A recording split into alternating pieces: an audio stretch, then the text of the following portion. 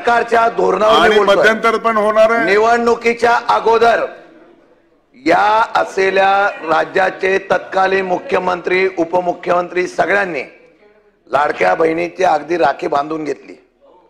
माझी प्रश्न साधा आहे, त्यावेळेला तुम्ही सांगितलं होतं की सर्वांना सरसकट जेवढे लोक अर्ज करतील, जेवढ्या महिला भगिनी त्या सगळ्यांना त्या ठिकाणी लाभ मिळेल म्हणून।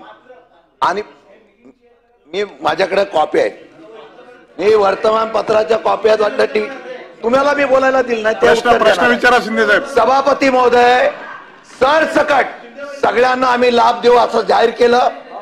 त्यावेळेला सगळ्यांना सगळे हे म्हणतात त्याप्रमाणे जीआर काढला, 100% जीआर काढला। 10 जुलै 10 जानेवारी पासून जीआर काढले, त्यामध्ये निकष नियम सगळे ठरवले।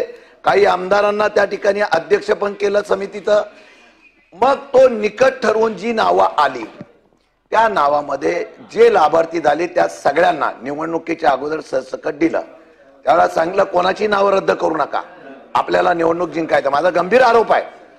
आणि निवडणूक झाल्यानंतर तुम्ही निकषाची फाईल काढली। माझा उलटा प्रश्न असा आहे, तुम्ही आता निकष काढता, जो अगोदर तुम्ही योजना जाहीर केल्या केल्या तुम्ही जीआर काढला होता। मग त्यावेळेचा ज्याचा मध्ये बंटी पाटलांनी सांगितलं, ज्या वेळेला असलेल्या अधिकाऱ्यांनी तो जीआर तो निकष बघितला नव्हता का?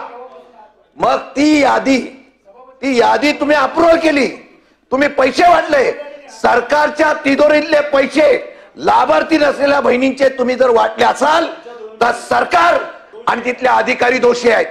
त्या बहिणीचा काय दोष आहे? त्यांनी मी जाहीर केल्यामुळे त्यांनी फॉर्म भरले आणि नंतर तुम्ही त्या बहिणींना धमकी देता, तर तुमच्यावर आम्ही त्या ठिकाणी कारवाई करू। घाबरून काही महिला भगिनी गेल्या आणि चांगलं आमचं याच्यातून लाभार्थी म्हणून नाव कळा। माझा आरोप असा आहे, सरकारच्या तिजोरीवर सरकारच्या लोकांनी टाकलेला दरोडा आहे।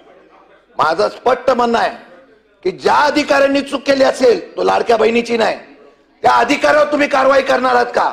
ज्यांनी आधी त्या असलेल्या जीआरला डावलून सुद्धा पात्र केली असेल त्यांच्यावर तुम्ही कारवाई करणार आहात का?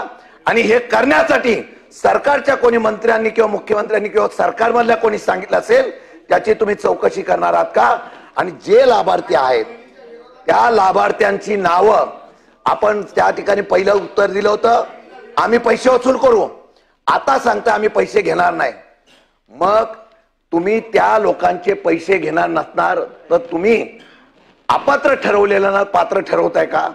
अपात्र ठरवल्यांचे मागचे पैसे घेणार नसतात तर हे सरकार म्हणून मंत्री पैसे भरणार आहात का? आणि तसं जर असेल तर 2100 रुपये तुम्ही जाहीर केले, ते कधीपासून करणार आणि अधिकाऱ्यांकडून तुम्ही वसूल करणार का? सभापती महोदय, मला आपल्या माध्यमातून सन्माननीय सदस्य महोदयांना या ठिकाणी